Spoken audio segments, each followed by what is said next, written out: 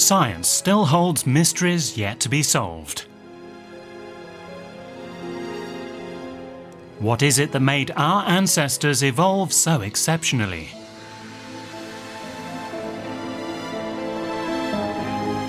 Why are civilization and progress exclusively human? What is it that really differentiates us mentally from other animals? New hypotheses have emerged, suggesting almost all answers to this riddle can be found in one human quality. One particular ability could explain the incomparable, miraculous rise of humans. An ascent which, as we know today, could paradoxically also lead us to our own downfall. But what ability is it?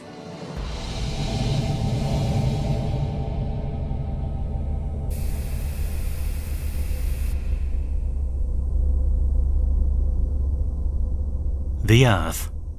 It's the only planet that has life as far as we know. Of all existing animal species, there's only one that completely dominates all the others. Homo sapiens.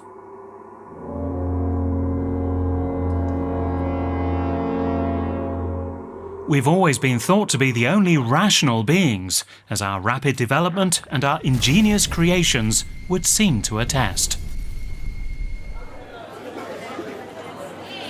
So there are various things that we've tended to look at to define what makes us human, like intellect or intelligence, like culture, and thought of barriers between ourselves and other species. Those are increasingly getting eroded. We're beginning to see evidence for culture in other animals, particularly other apes. We're beginning to look at intellect and intelligence in different ways.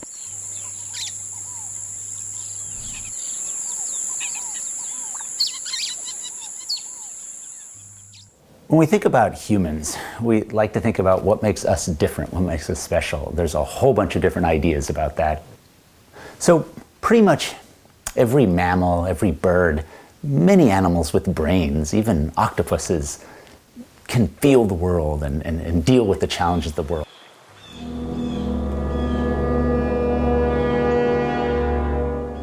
As a rule, we tend to attribute the fact we are at the zenith of evolution to our great intelligence.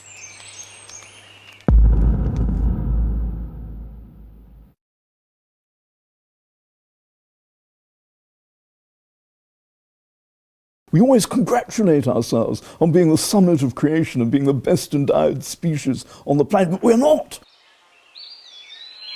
When we talk about the special human properties of intelligence, I think we're usually just talking rubbish. I mean, intelligence is a vacuous concept. When we talk about intelligence, we really just mean thinking the way we think and being interested in the problems that we're interested in. There's no reason to expect other animals to be interested in the same things that we are. My dog thinks I'm really dumb because I spend my time reading these stupid books instead of taking a proper interest in reading the sniffs that he finds interesting. So it's really all a question of your standards.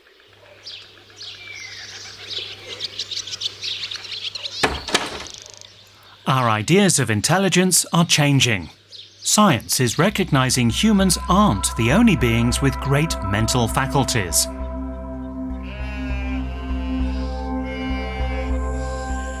A chimpanzee.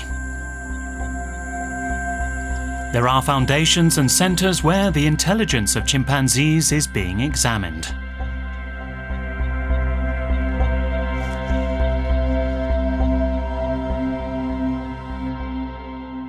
If you ask me if chimpanzees are intelligent, then the answer is yes, they're extremely intelligent because they have the capacity to learn by trying themselves, by not managing to do something and learning from their mistakes to get it right the next time. They can learn socially from others of their social environment, of their social group. But they can also learn from other species. They have so many possibilities to learn, to absorb. You just have to provide them with the right motivation. provide them with the right environment to do so, and if needed, they can go really, really far. They can even go as far as to learn things that are abstract, that doesn't really make sense, but just because of the logic of having learned that this is the certain order of having to do something to achieve something, they are capable of learning it. So they have the capacities of memorizing certain activities as well.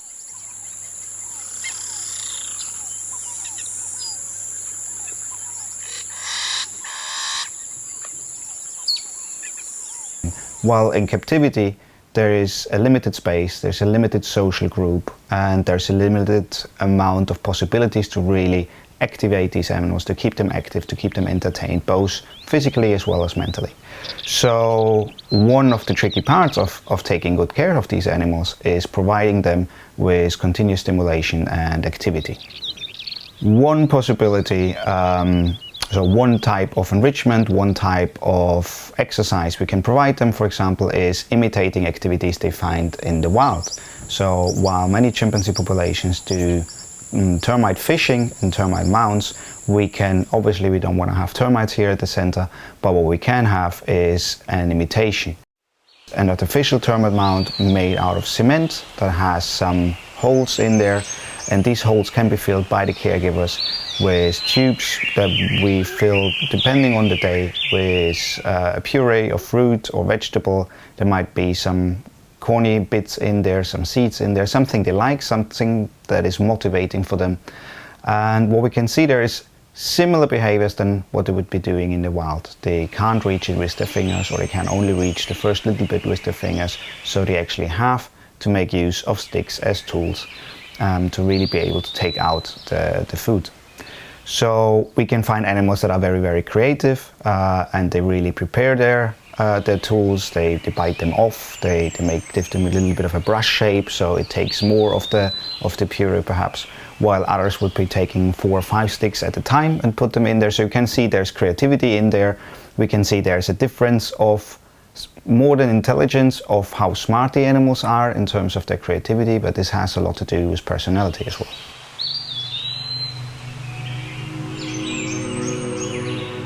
In the animal world, the use of tools is something special and is often considered a sign of high intelligence.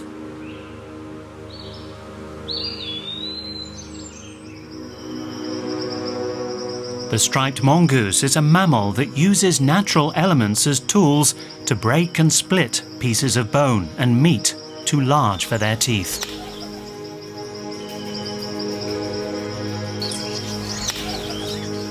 They only choose very hard tree trunks or rocks.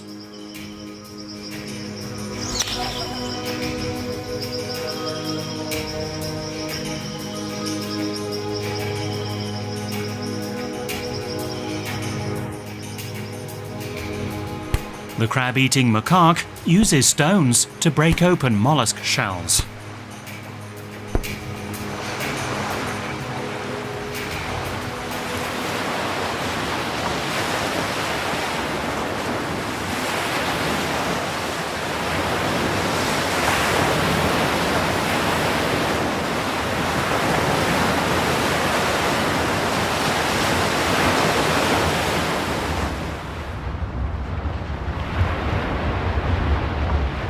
Some toothed whale species are capable of performing multiple tasks at once. We see this through animals that are communicating with each other while foraging in the wild, and through animals that are asked to complete tasks together in managed care. Additionally, toothed whales are capable of tool use, which we see in bottlenose dolphins that use sponges to forage through the seafloor. These species also use objects for play or in developing games with social group members. So these are just some examples of how dolphins and whales are similar to humans.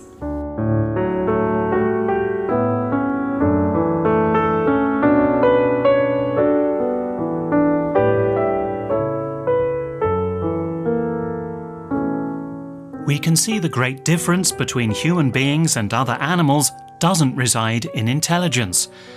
Could it simply be a question of degrees of intelligence? Is a higher IQ such an enormous advantage that it could cause such colossal inequality with the rest of animals?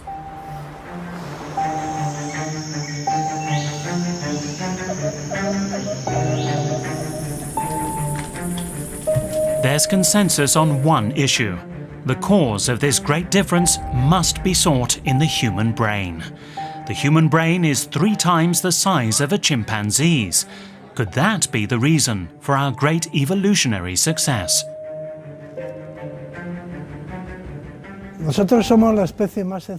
We are the most encephalized species. This doesn't mean we are the species with the largest brain.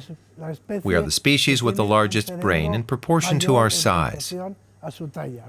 Next in line are other social animals, and this is very interesting. We're the most social species.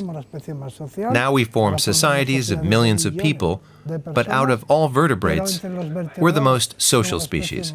We have the longest lives, the most prolonged development, the most prolonged learning period. We form the largest groups. It's all related. And we also have the largest brain in proportion to our size. It seems that the size of our brain is related to social complexity. Greater social complexity leads to a more developed brain, as it must process social information.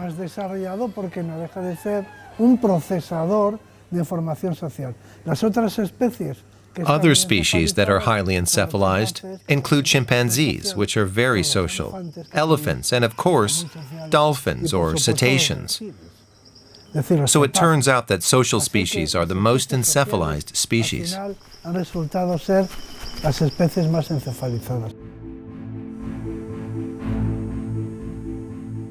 Although the size of the human brain has grown significantly throughout evolution, especially as our species has become increasingly social, we are not the only animals that have a large brain and exhibit complex social behaviors. The size of our brain alone isn't what makes us so special. Given that, what compelling reason could explain the rapid evolution of our ancestors and led our species to such an unprecedented level of progress?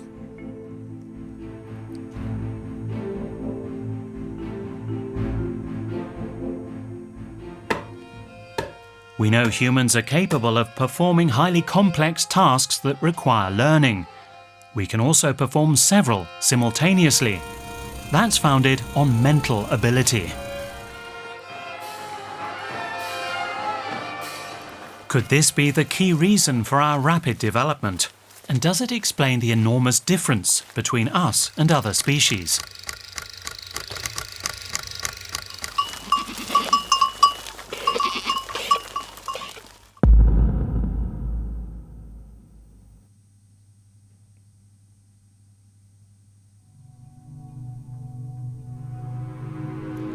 Until recently, if knowledge couldn't be expressed in words or numbers, science no longer considered it as such. It was thought that since other animals didn't know mathematics or couldn't speak, they didn't possess knowledge, and everything was attributed to instinct. Birds are capable of performing highly complex tasks that require sophisticated learning and training, and they would not be able to do so without a remarkable mental capacity.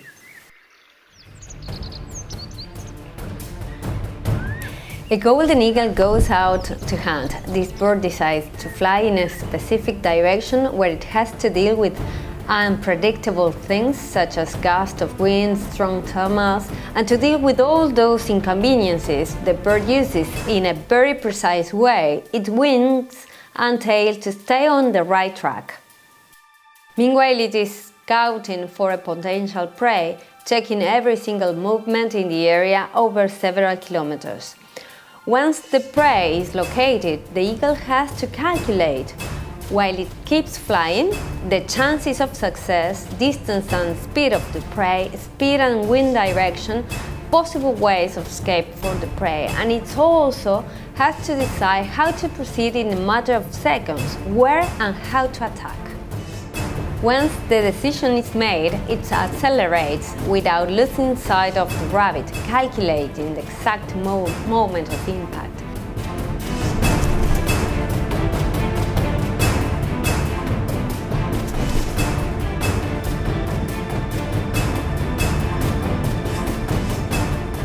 With a sudden acrobatic movement, it decides to dive straight down, digging its close into the prey. This display requires knowledge and an outstanding mental skill. This definitely is not just instinct. No eagle is capable of doing all this right after leaving the nest.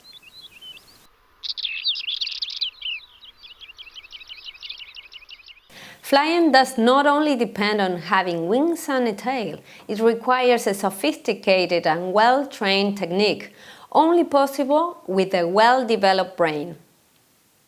They are able to stay suspended in the air. Despite the strength of the wind, they keep balance by combining subtle movements with their wings and tail with great mastery. This technique is learned and improved over time, but obviously these birds can't explain to us how they do it. Some birds organize themselves in a strategic way of flying. Cranes, for example, develop certain shapes in the air to become more aerodynamic, positioning themselves one after the other to be more effective at catching the wind. Other species such as geese, cormorants and flamingos also use this smart flight technique. But there are many more examples of this kind of skills that not even humans with the most advanced technologies are able to develop. Thousands of starlings are able to fly close to each other without colliding, forming spectacular shapes with sudden and fast turns. Science has not been able to demonstrate how they do it yet. Know-how is also intelligence.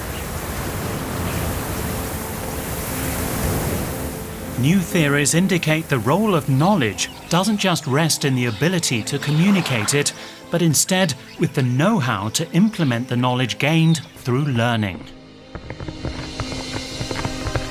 Being able to perform complex tasks is more indicative of possessing mental ability than knowing how to explain how they're done.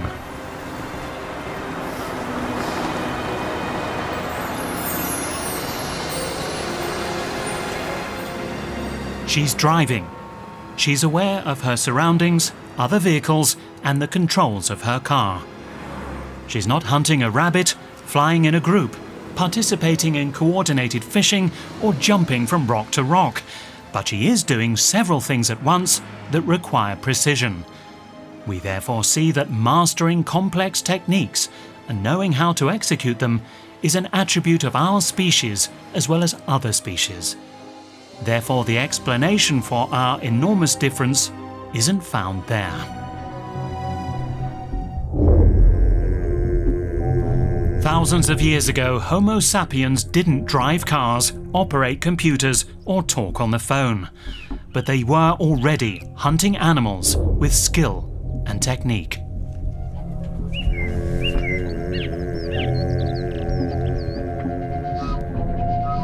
The Homo sapiens of that time were already considered mentally superior to other mammals and birds with which they coexisted, such as golden eagles or starlings. But wild animals at the time were also carrying out sophisticated tasks with precision, and they still do today. So why were we already so superior? What set us apart? What caused our species to continue progressing so rapidly and carry on doing so limitlessly to this day? What makes us unique? We communicate like no other species.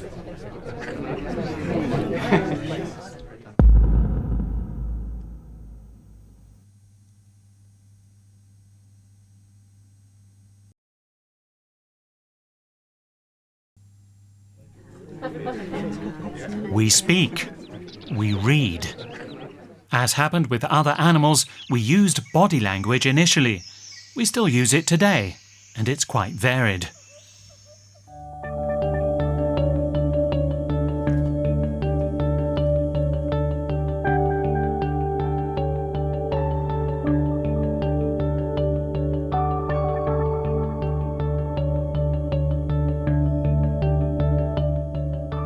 Most vertebrate species also have a considerably developed body language. It's an effective form of communication and sometimes requires learning as well as technique.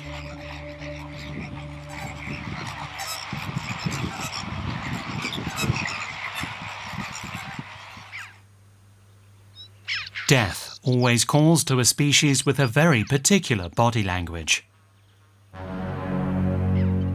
When vultures arrive at a carcass, they've interpreted already the behaviour of other vultures which have seen dropping from the sky like stones, and that attracts them to the site where there's a dead animal. At the carcass, there will be a great deal of communication between the individuals, establishing the dominance, using signals of body language. So, for example, opening the wings and stretching the neck forward will be a threat signal, meaning I am big and strong, do not mess with me. If the bird then slowly presses its foot onto the ground, this is a stronger threat signal, meaning I'm going in, get out of my way.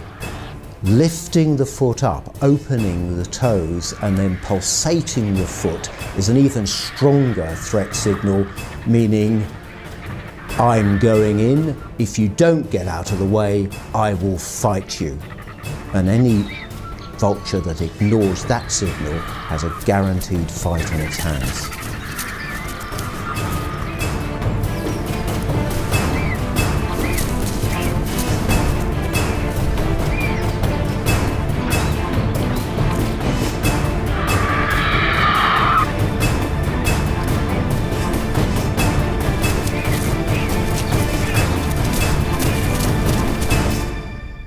All animals communicate, and body language is very common and varied.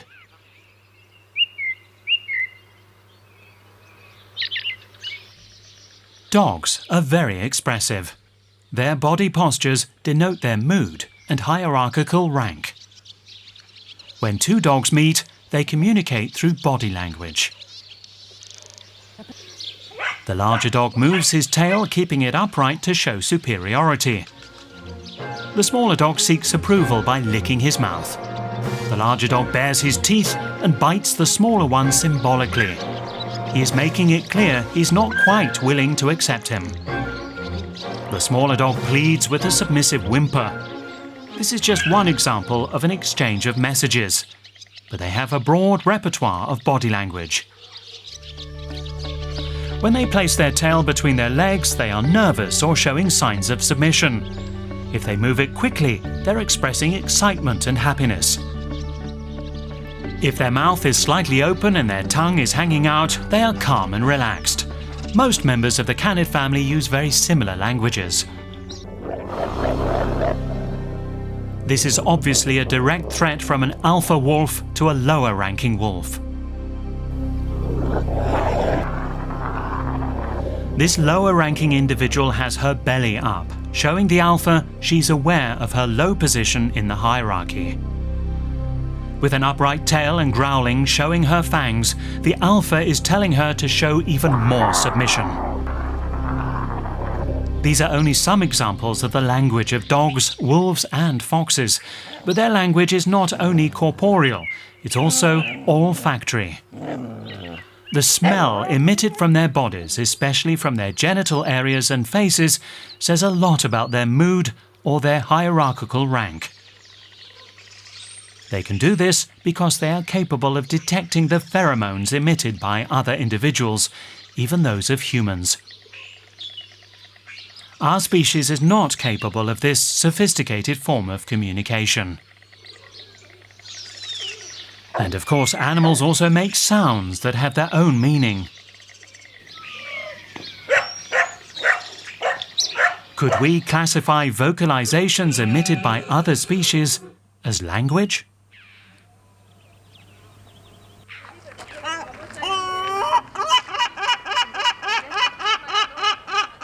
Bird vocalization is extremely complex, but we can divide sound into two types. Calls are acoustically very simple and often brief, and they convey a specific piece of information. So, for example, a bird might use an alarm call to alert other birds of danger. And the interesting thing is that birds of other species can recognize that call as an alarm call.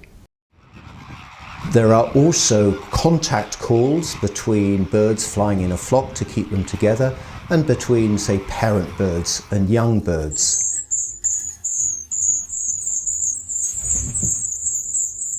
song is much more complex and often quite harmonic with melodies.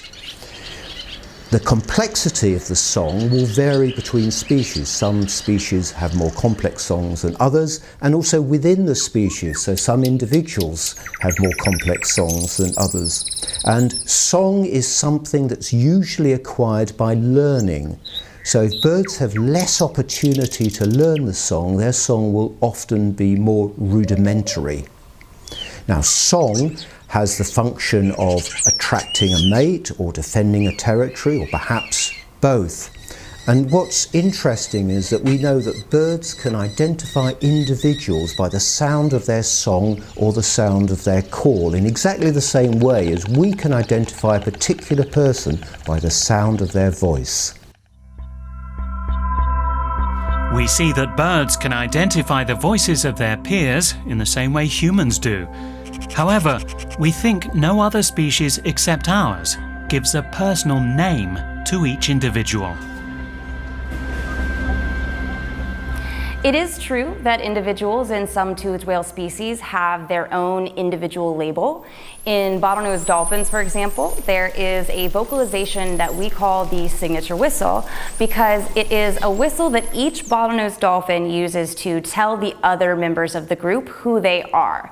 Like if I were to say, hey, I'm Audra and I'm over here, which you can imagine would be super critical information to communicate in these situations where you have many animals, sometimes hundreds of animals, traveling or socializing together, and you're trying to maintain contact with your closest associates among those many animals. And not only does each dolphin have its own signature, but they potentially choose their own signature in the early stages of life. And there's a growing body of evidence that other toothed whale species also do this as well. I find it a bit difficult to call these signature sounds names because they are not quite used like how we use names, but certainly individuals have their own labels. Surprising findings like these cast doubt on the concept of language we've always had. Some animals even seem to use something similar to a name. All birds and many mammals, like canids and cetaceans, have a much more complex and rich capacity for communication than we thought.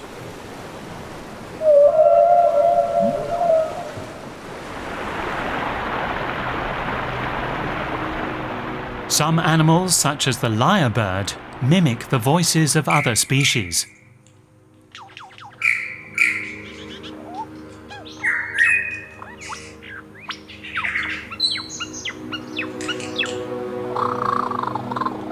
They even imitate sounds of human technology to impress others.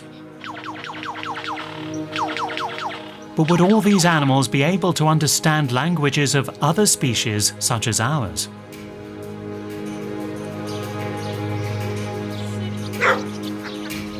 Do they understand us when we speak to them? This dog follows his trainer's instructions. He can't see his face and therefore can only listen to him. Lay. Yes. Lay. He is capable of understanding his words as long as they're simple. Yes. Sit. Yes. Lay. Lay. Yes. Debout. Yes. Sit. Debout. Yes. It's been demonstrated that many animals can understand part of our language, and in some cases even differentiate between languages. Okay, so whenever we want to interact with an animals, then we have to find the best way of doing it. And this has to be taken into account because they are obviously being used to listen to a specific language. The sound of this language is always different, so they tend to react better to a language that they're used to hear. However, if we have an animal that is always used to listen to us in Spanish or Spanish and English, and then we suddenly start speaking in a language that sounds completely different, like German, for example, this might put them off. They might be able to still find out what we're actually looking for if they have done it before, just by the movements that we offer, our postures, But still, taking away this verbal command in a specific language makes it more difficult for these animals to understand us.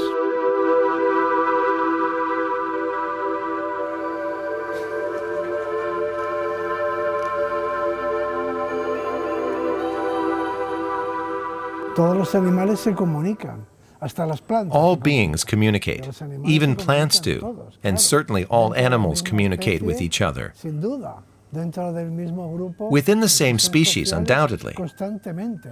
Within the same social group, constantly. The difference is that we use symbols, and in that we are unique. This means that we give meaning to words or symbols, and we're the only species capable of this. What made humans capable of creating languages with symbols, passing them down and improving them from generation to generation? Could culture be the difference we've always looked for?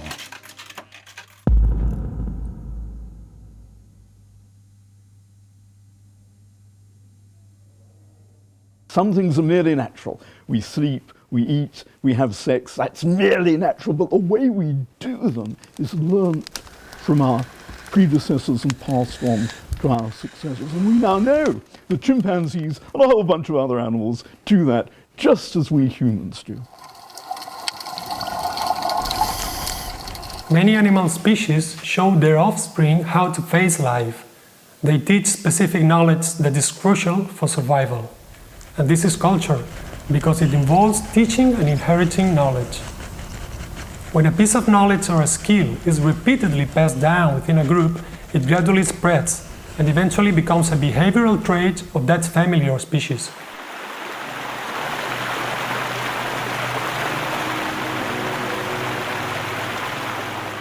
There are very interesting examples of grizzly bears, particularly in North America, apparently teaching their young how to catch fish, teaching them the techniques. Because of course, every grizzly bear instinctively, because of evolution, wants to eat fish, but the way to do it, it seems, has to be passed on by learning.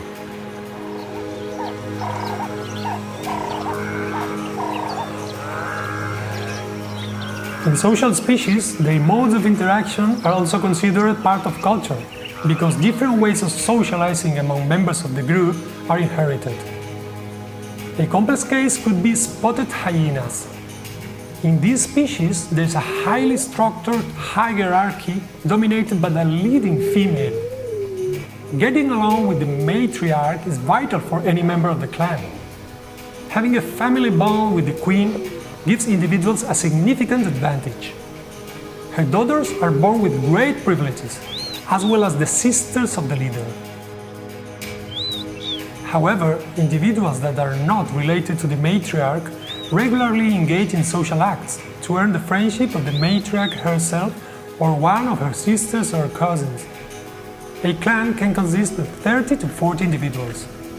When an individual holds a lower position in the hierarchy, they try to earn the sympathy of higher-ranking members through grooming, displays of care, or by siding with them in disputes.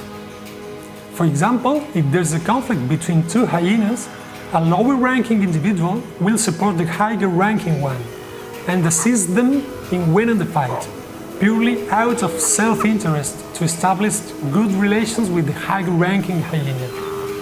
This behavior can be seen as a form of politics, and politics is a part of culture.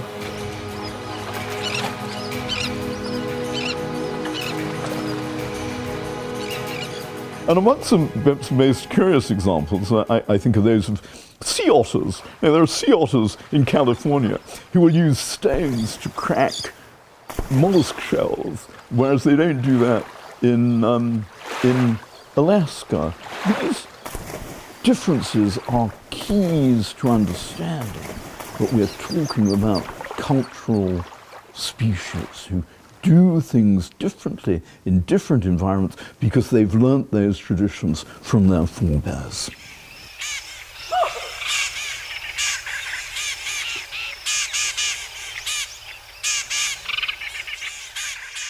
For animals that hunt, instincts alone is not enough. Hunting techniques and strategies are required, especially when hunting in groups. These methods of predation are learned by the young ones by studying how adult individuals hunt and by having them demonstrate with the explicit intention of teaching.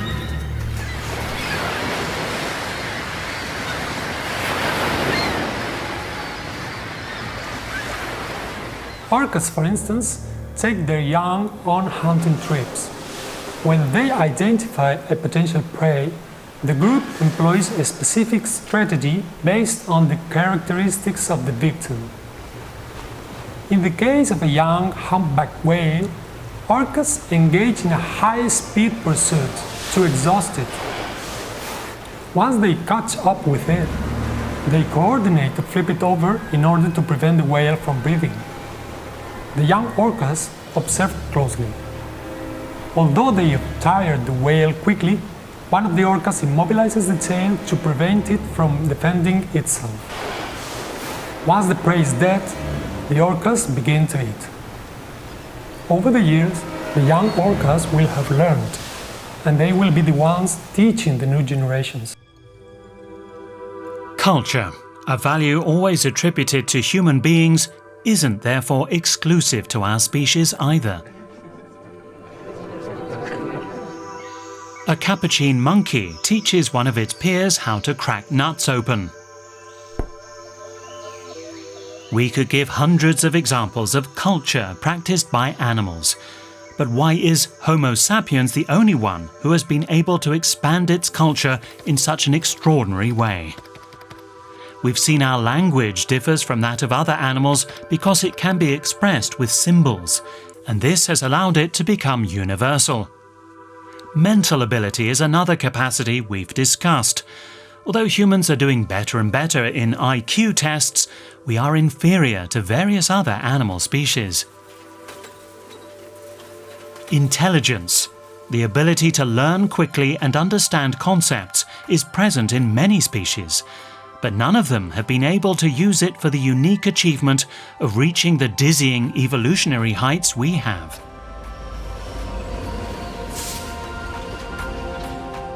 So, what are we missing?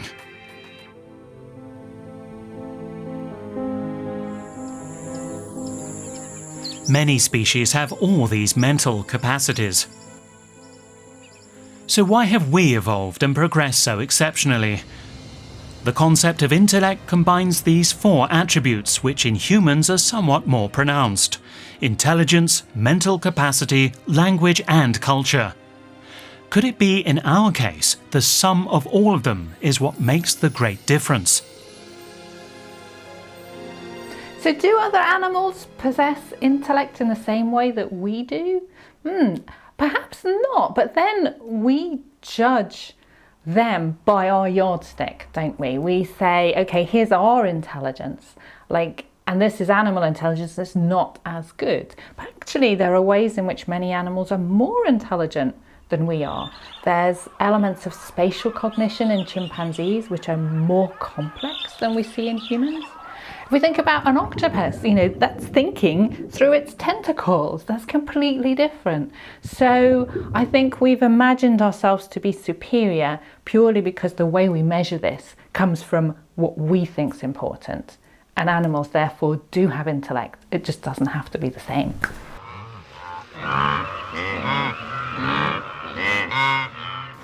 What distinguishes humans mentally from other animals is neither intellect, nor mental ability, nor culture.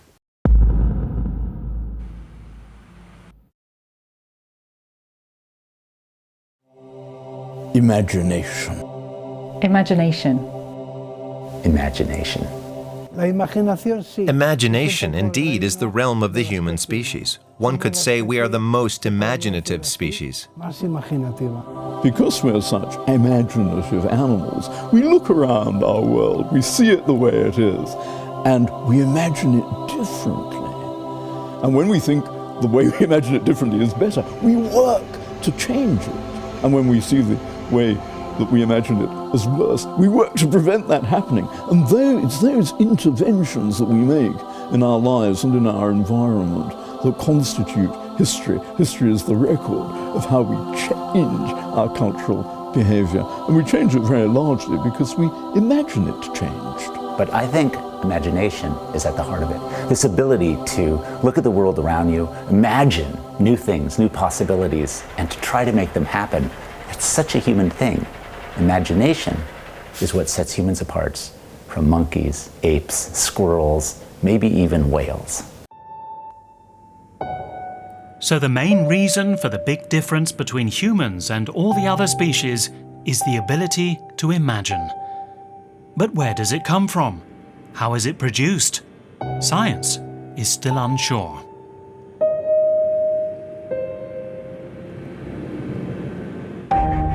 We know that of all the areas of the brain, the most important for imagination is the frontal lobe, located behind the forehead.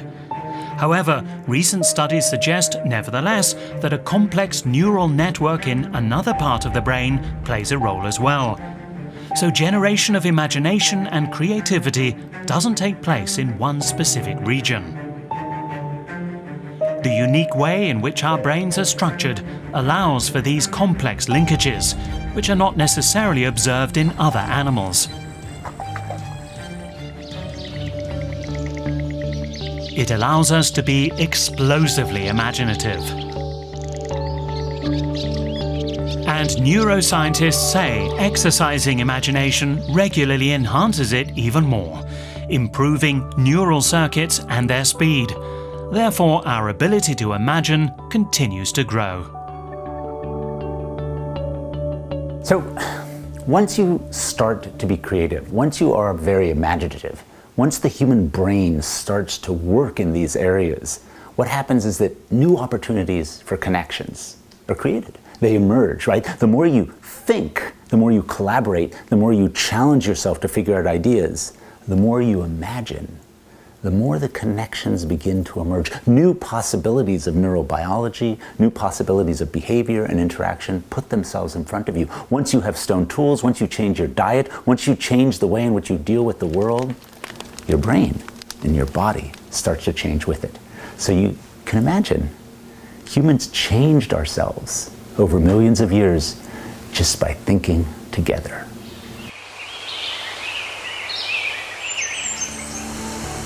Our imagination, therefore, has been expanding exponentially throughout history, allowing for continuous change in our way of life and increasing our difference from other animals. From our beginnings until today, we humans have also applied imagination to other areas of our lives. So how important is imagination then in our emergence as humans? Well, there's many ways in which imagination is important, but I would argue that the most important way is the way imagination affects us emotionally, the types of emotions that imagination makes possible. I can only feel grateful to someone, for example, if I can imagine whether or not they genuinely had my interests at heart when they did something for me. And yet gratitude is incredibly important in the way in which we form relationships and friendships, the way we form bonds that last for years, and people with whom we can develop relationships with great deal of give and take. So for me, I think imagination is important because of how it influences the way in which we can feel. Creativity, imagination, that's at the heart of it. So think about humans, think about our ancestors. Once they had a stone that they could knock some pieces off and have an edge, that edge then allowed them to eat new foods. Eating new foods allowed them to maybe grow their brain. Growing their brain allowed them to do new ideas and new things. Always collaborating, working together, coordinating, sharing information, so that a new bit of knowledge, a new bit of information, a new bit of being intelligent doesn't just stay with someone, it's shared and it explodes. Human creativity, human imagination is why we're here, and it is cooperative. So where do we see imaginative collaboration in the past? Well, there's lots of cases where we see shared rituals, where we can sense that what people have done is had an imagination together about what should be done when someone dies, what should be done at a particular time of year. And all of these examples of imaginative collaboration foster our sense of belonging, and they play a really important part in society.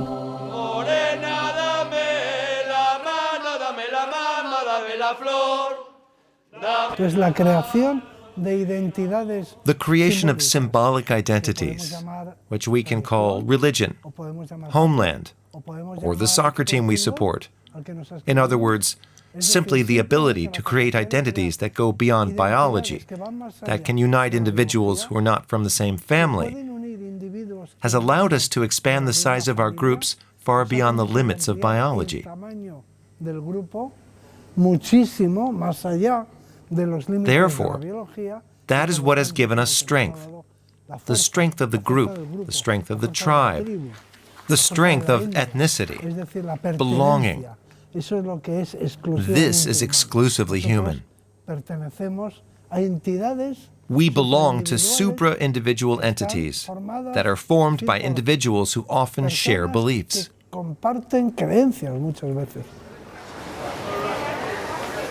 Collaborative imagination has allowed us to create many large groups or associations. This brings strength in numbers, camaraderie, and a sense of belonging, which helps us progress even more. What about religion?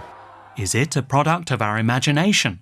Why does only our species practice religion? So, people ask me all the time, what about religion? What does that mean to imagination, to creativity? Well, let's put it this way. I'm going to tell you that all humans are capable of religiousness, that is, this sense of the transcendent, the knowing that there's more than the here and now. But religions, right, organized institutions and structures, those are pretty recent. So let's think about this. This ability to believe, to commit, to experience the transcendent, that's a very human capacity, and it's tied to our imagination. It's tied to our ability to feel more than the here and now. Specific religions, institutions, churches, practices, laws, that's all recent stuff created by humans, also part of our creativity. So we can all be religious and experience, but how we do that is dependent on cultures and histories, and everything is tied to our imagination. But does imagination always mean progress and improvement?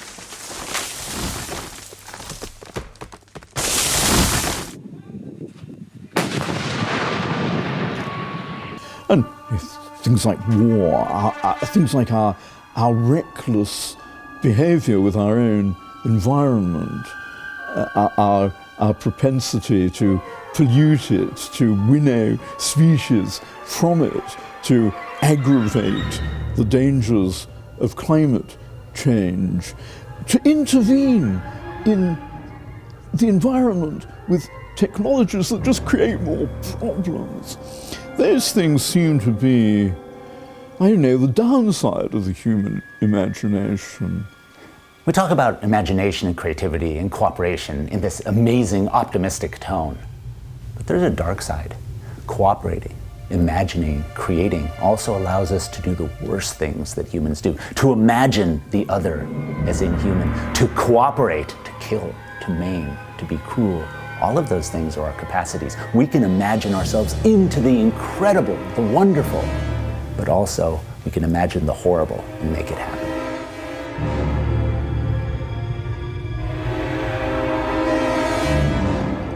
Even so, it is undeniable that our imagination is also capable of high performance.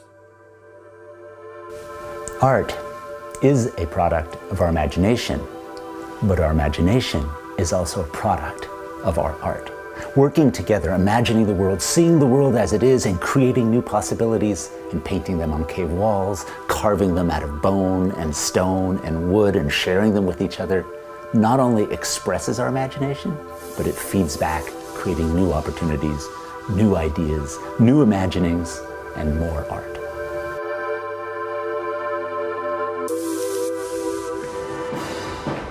Imagination, and everything associated with it, is what sets humans most apart from other species.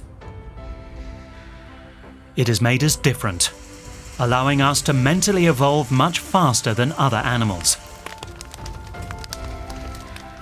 It has allowed us to make discoveries, create inventions, and make findings that have changed our lives forever.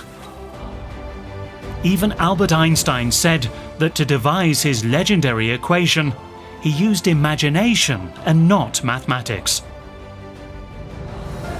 Recent works from a range of scientists confirm and expand on this theory. Experts, to solve this great, intriguing scientific riddle, had to resort precisely to imagination without realizing that it was itself the answer to the great enigma.